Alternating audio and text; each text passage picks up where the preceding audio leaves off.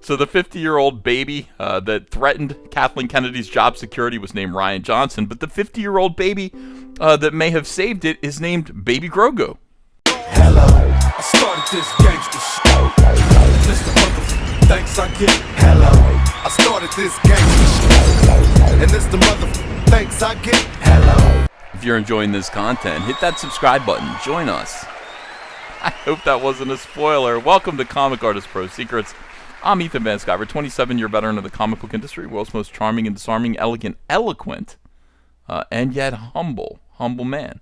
Great big Star Wars fan, trusted member of the media. Good to be with you. I just watched Mandalorian episode 13 for the second time.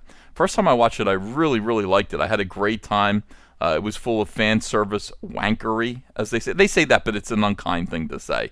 Fan service wankery. That's when people, creators do something that fans are hoping that they will do, and then everybody gets negative about it. But I think in this case, people wanted this. People wanted to see a live-action Ahsoka Tano, and they got it. Rosario Dawson did a great job. She looked just like the animated version, brought to life. It was great. What else did we learn? We learned Baby Yoda's name, Grogu, not to be confused with Guardians of the Galaxy's Baby Groot. And I don't want you to think for one split second that the sudden and unexpected popularity of Baby Groot is what maybe led to Baby Yoda in Star Wars. And now we're going to have infant versions of all kinds of various characters in order to distract from some very poor creative decisions by SJWs working at Lucasfilm and the MCU. I don't want you to think that, okay? I want you to stay positive and sunny and happy. What else happened here? Oh my goodness. Grand Admiral Thrawn, apparently still alive. And that is the reason Ahsoka is here on this desolate world, this forest fire world, demanding answers. Where is Grand Admiral Thrawn? Yeah, this was a great bit of fan service, and I think it's interesting. Cowboy Dave Filoni is taking this opportunity to take this show that I was really enjoying. I think it's a worthy sequel, a worthy successor of the original trilogy. I like the desolate, believable landscape. I was liking it. I like how everything just seems like it follows Return of the Jedi very nicely. And now he's turning it into a live-action version of Rebels and Clone Wars. Your mileage may vary on that. I think the younger Star Wars fans are really going to be happy about this. They're waiting for Ezra Bridger, and they're waiting for more elements from the Star Wars that they know and that they really love. For me, I'm iffy about it. I'm willing to sort of see this through, but on the other hand, I kind of liked it. I kind of liked the way that it was adhering mostly to the original trilogy stuff. So, you can't always get what you want. Cowboy Dave Filoni, who I believed was a high T. I believe Cowboy Dave Filoni was the testosterone over at Lucasfilm, but I was wrong. I saw him live at Star Wars Celebration, and he is a very silly SJW who's like, we've got to bring more diversity and inclusion to Star Wars. And he's up there with two women, no other men, and the backdrop was lavender, and it was weird. It was pretty weird and disappointing. What can I say? The first time I saw this episode, I enjoyed it. The second time, it was excruciating and silly. Ahsoka lights her lightsaber, ignites it over and over and over and over again. Now, there's nothing cooler than a Jedi lighting their lightsaber. It's great. It always works. It's like Wolverine popping his claws. You see it and you go, yes, yeah. Oh my God, yes. You go, oh, yes. But if Wolverine did nothing but pop and then retract his claws 100 times within 60 seconds, you'd be like, okay, just leave him out. You don't have to. Well, that's the same thing with Ahsoka here. She's lighting. She's using it.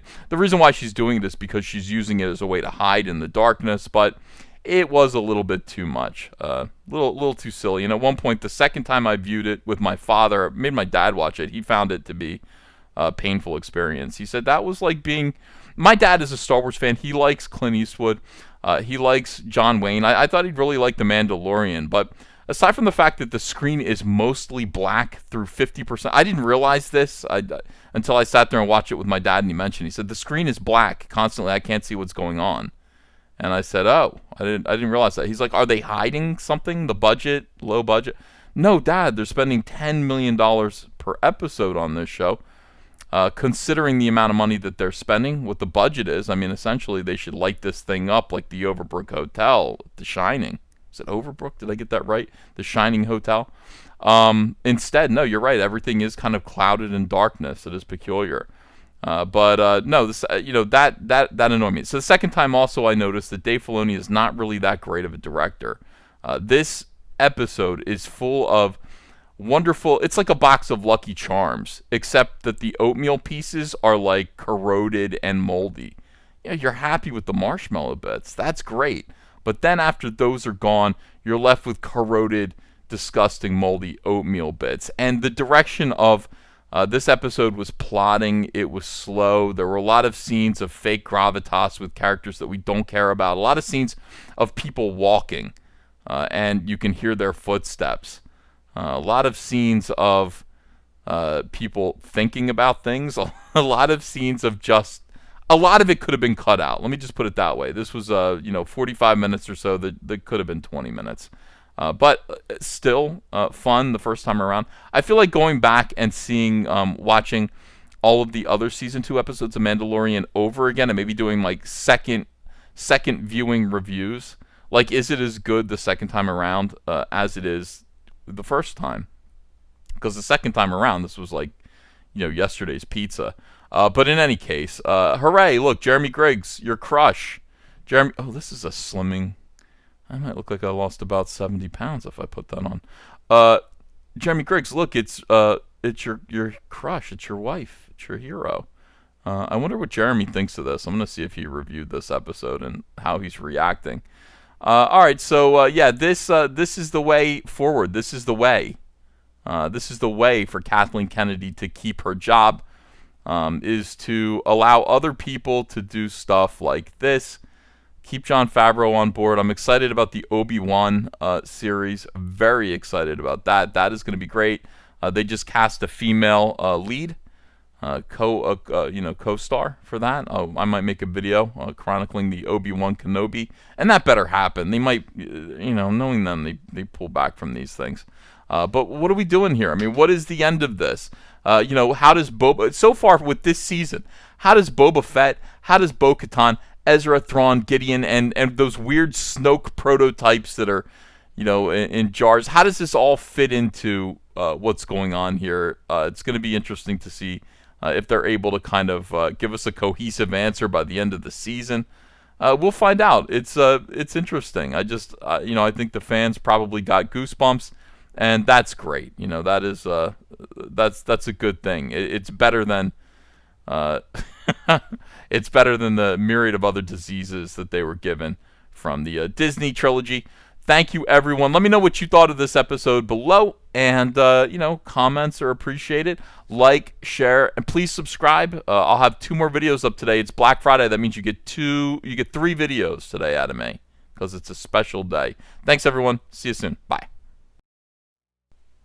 Hey, I got a P.O. Box. Want to send me some mail? Send it to Ethan Van Sciver, P.O. Box 607, Marlton, New Jersey, 08053. And I'll probably open it up on the live stream. Thanks very much, everyone.